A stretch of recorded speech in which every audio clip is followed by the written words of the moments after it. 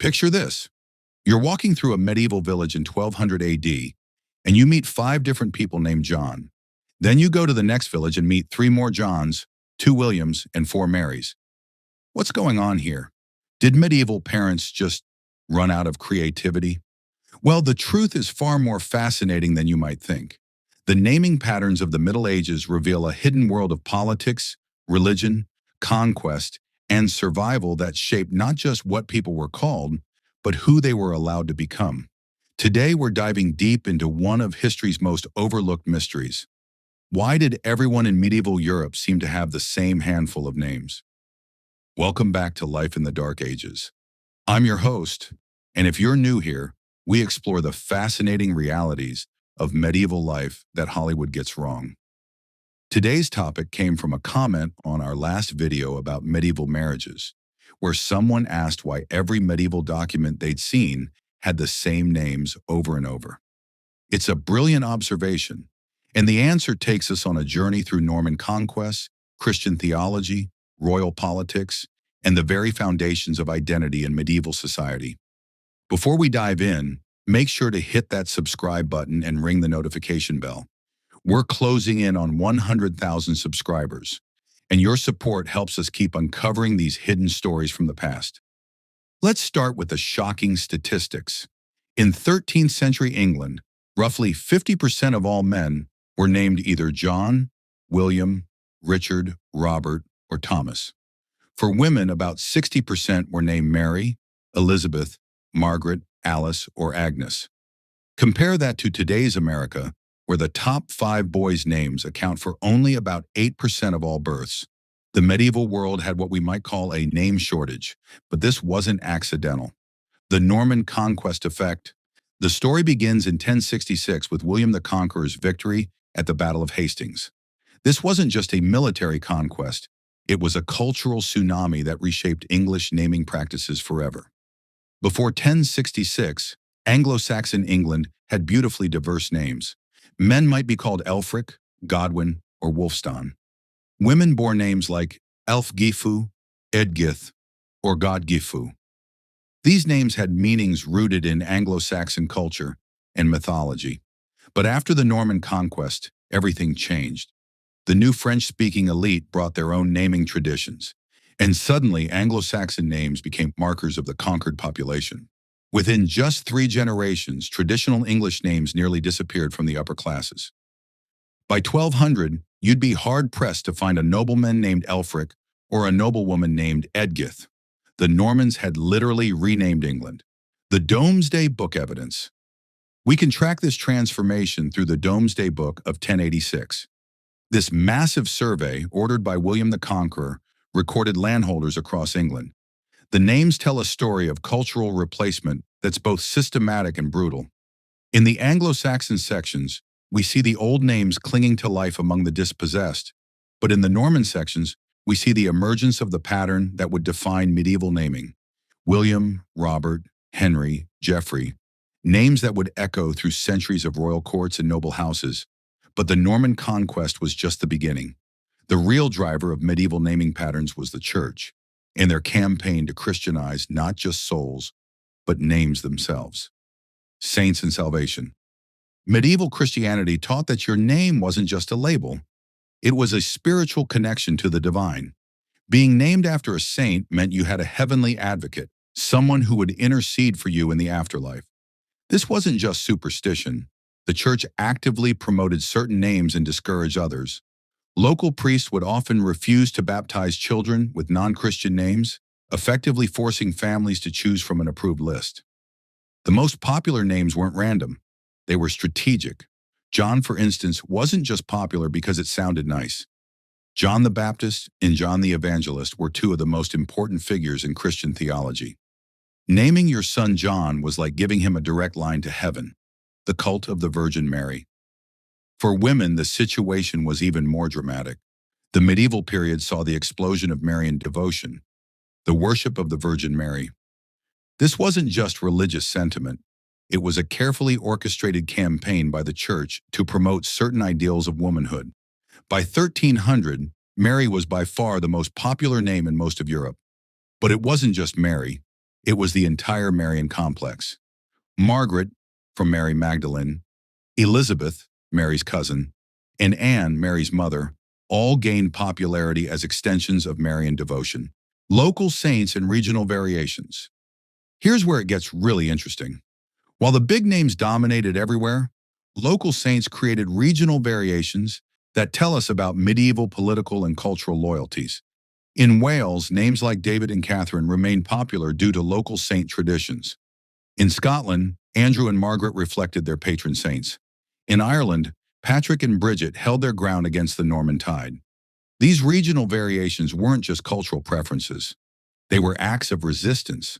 Choosing a local saint's name was a way of asserting local identity against foreign domination.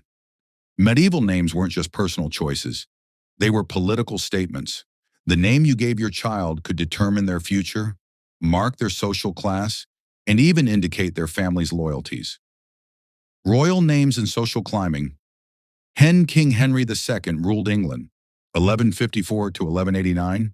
Suddenly, every ambitious family wanted to name their son Henry. This wasn't coincidence. It was calculated social positioning.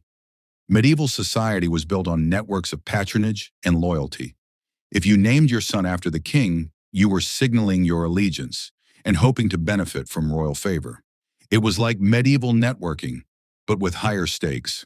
The popularity of William, Richard, and Henry in medieval England directly corresponds to the reigns of successful kings with those names.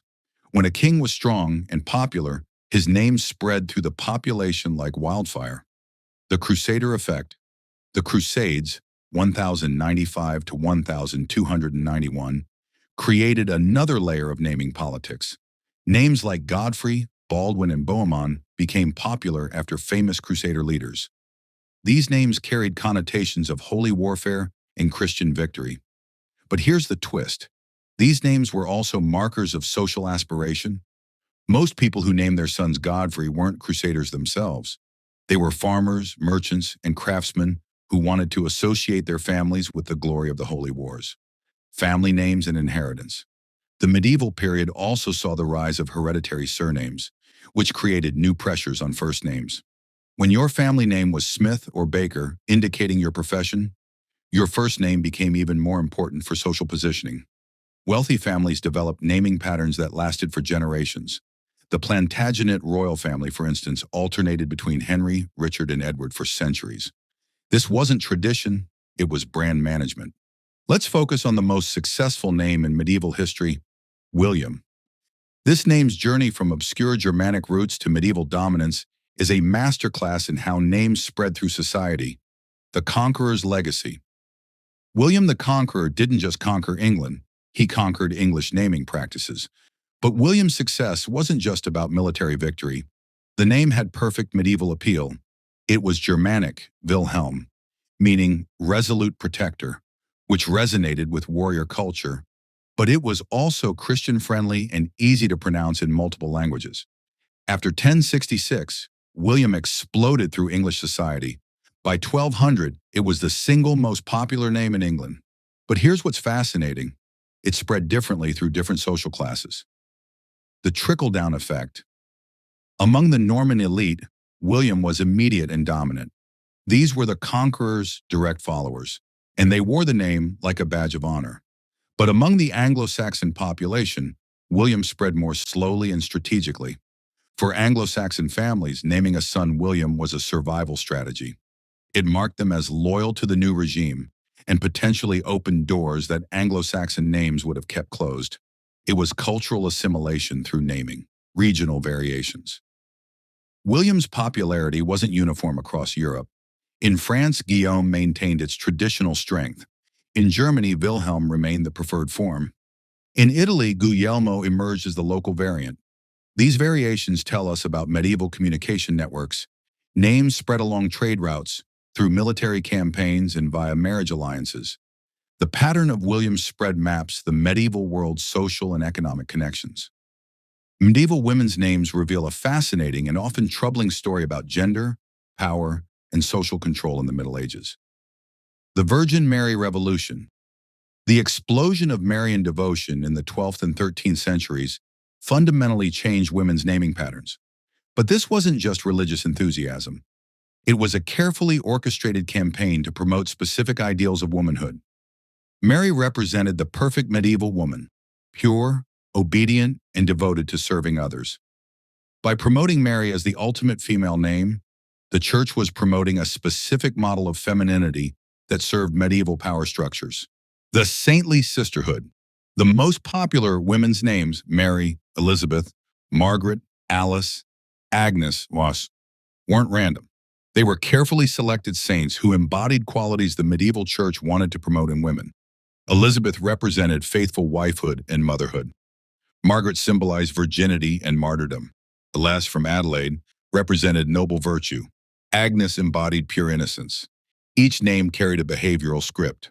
When you named your daughter Margaret, you were expressing hope that she would embody the saint's virtues, including potentially her willingness to die for her faith. The missing names, what's equally telling is what names disappeared. Strong, powerful names from pre-Christian traditions were systematically suppressed. Names associated with goddesses, warrior women, or independent female figures vanished from the medieval record. This wasn't accidental. The church's naming campaign was part of a broader effort to control women's roles in society. By limiting the available names, they were limiting the available models of womanhood. While most medieval people followed the dominant naming patterns, the exceptions reveal fascinating glimpses into medieval society's complexities. Jewish names in Christian Europe. Medieval Jewish communities maintained their own naming traditions despite enormous pressure to assimilate. Names like Abraham, Isaac, Moses, and Sarah persisted in Jewish communities throughout the Middle Ages. But even here we see the dominant culture's influence. Many Jewish families adopted Christian names for public use while maintaining Hebrew names for religious purposes. This dual naming system reveals the constant tension between identity and survival in medieval society. The persistence of Celtic names in Ireland, Scotland, and Wales, traditional Celtic names maintain stronger footholds. Names like Niall, Brigid, and Gwenllian survived the Norman Conquest and Christian conversion. These names weren't just cultural artifacts, they were acts of resistance.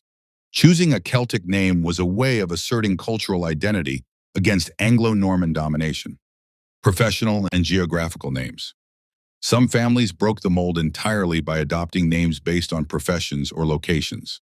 The rise of surnames like Baker, Miller, and London reflects a different approach to identity, one based on function rather than religion or politics.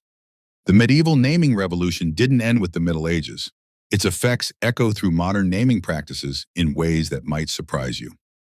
Modern echoes. Many of today's most popular names, James, John, William, Mary, Elizabeth, are direct descendants of medieval favorites.